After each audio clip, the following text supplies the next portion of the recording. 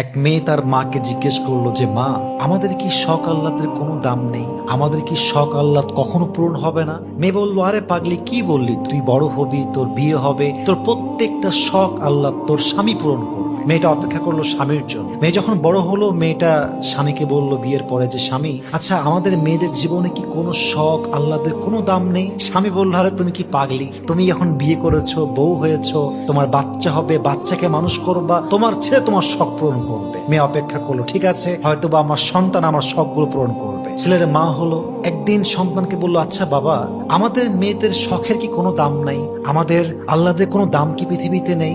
সন্তান বলছে, মা তোমার কি মাথা খারাপ? তোমার বয়স হয়ে গিয়েছে, তোমার এক পা কবরে ঢুকে গিয়েছে, তুমি এখন আল্লাহ বিল্লাহ করবা, কবরের ফিকির করবা। তখন মেয়েটা বুঝতে পারলো যে আসলে পৃথিবীতে নারীদের শখ বলতে কিছু নেই। পৃথিবীটা নারীদের আহ্লাদ পূরণের জায়গা নয়। নারীদের প্রথম এবং শেষ ঘর কবর ছাড়া আর কিছুই হতে পারে না। ঠিক কিনা বলেন?